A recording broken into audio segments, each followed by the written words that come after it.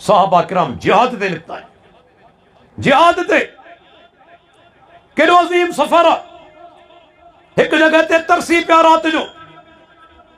बाद सहाबा छा कयो जो रस्ते जे विच ते उन्हनि पंहिंजा तंबू खोड़े छॾिया,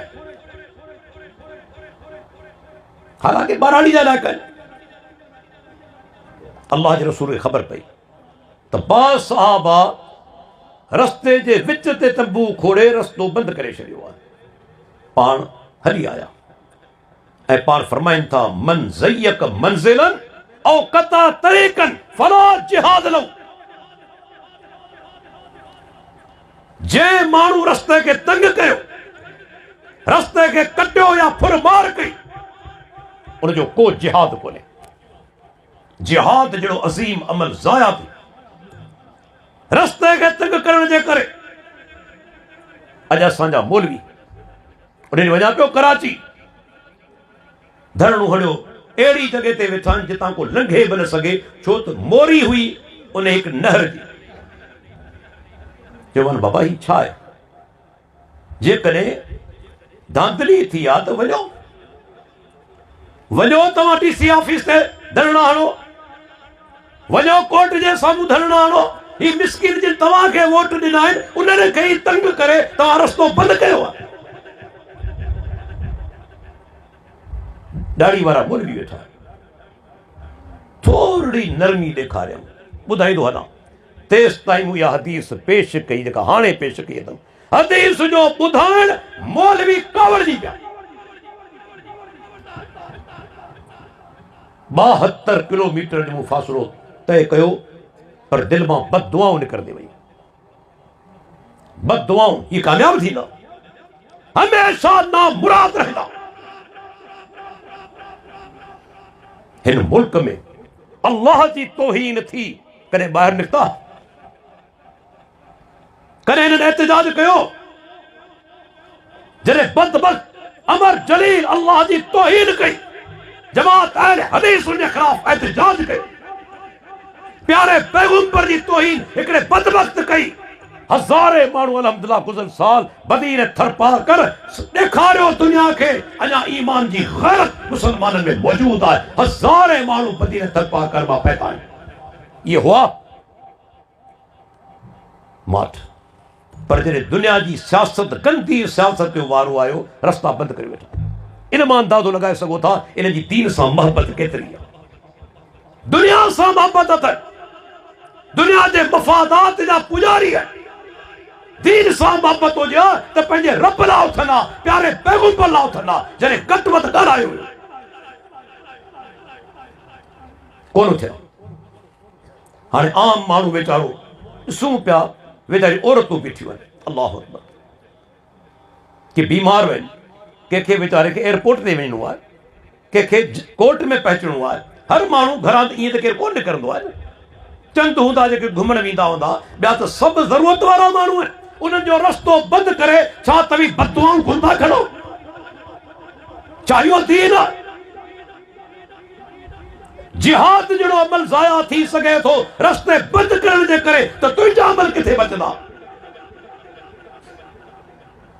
यादि रखी छॾियो दोस्तो, तव्हां थर जे अंदरि बि हुजो, रस्ता बंदि न कयो।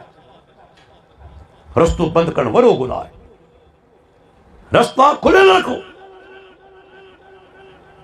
इहो वॾो गुनाह आहे। दीन इस्लाम जिते अल्लाह जा हक़ ॿुधाया आहिनि, उते बाननि जा हक़ बि ॿुधाया आहिनि। अल्लाह जे नबी छा फरमायो? अल मोमिनु कन्नहलते। पाण फरमाइनि था मोमिन माखी जी मख वांगुरु आहे। माखी जी मख वांगुरु आहे। पैगंबर माखी जी मख जो मिसाल छो ॾिनो? अल्लाह जे नबी अॻिते ॿुधायो, इज़ा अकलत अकलत तय्यबन व इज़ा वज़अत वज़अत तय्यबन। माखी जी मख जॾहिं खाईंदी आहे हमेशह पाक शइ खाईंदी आहे। ही मखियूं आम आहिनि न, तव्हां ॾिठो हूंदो गंद ते वेठियूं हूंदियूं आहिनि, घणो करे वेंदियूं ई गंद ते आहिनि। पर माखी जी मख कॾहिं तव्हां गंद ते ॾिठी? पेट मज़ा जेकी कुछ कढे थी सां बि पाक शइ आहे। ऐं ते अल्लाह जी अज़मत जो बयानु कंदो वञा। अल्लाहु अकबर। अॻे त माण्हू खे ख़बर कोन हुई, पर साइंस जॾहिं तहक़ीक़ कई, रब जी अज़मत अञा माण्हुनि ते वाज़े थी वञे। पाण खे अल्लाह हिकिड़ो मैदो ॾिनो आहे, हिकिड़ो मैदो आहे न, जेकी कुझु खाईंदा आहियूं मैदे में ईंदो आहे, आंटनि मां हज़म थी पोइ पाण क़ज़ाए हाजत करे गंद खे ॿाहिरि कढी छॾींदा आहियूं। ईअं ई आहे न। लेकिन हैरान थी वेंदा, माखी जी मख जे अंदरि ॿ मैदा आहिनि, ॿ मैदा आहिनि। जॾहिं गुलनि जो रस चूसींदी आहे, अलॻि मैदे जे अंदरि वेंदो आहे। पेट मज़ा गुलनि जो रस माखी थी निकिरंदो आहे, ऐं जॾहिं पाण खाधो ख़ुदि पंहिंजे लाइ खाईंदी आहे, ज़िंदा रहण जे लाइ, उहो अलॻि मैदे में वेंदो आहे, उतां गंदगी थी ॿाहिरि निकिरंदो आहे। ही इतफ़ाक़ आहे। हू जाहिल चवंदा आहिनि काइनात जेका सभु इतफ़ाक़ सां पैदा थी वई, दरिया ही माखी जी मख में कंहिं तमामु कयो, गंद खाए थी अलॻि निकिरे थो, माखी जो जेको माना ठहे थी गुलनि जो रस अलॻि निकिरे थो, इहो तमामु कंहिं कयो आहे? मुंहिंजे परवरदिगार कयो। पाण फरमाईंदा माखी जी मख जंहिं टारी ते वेंदी आहे उनखे टोड़ींदी न आहे, उनखे ख़राब न कंदी आहे।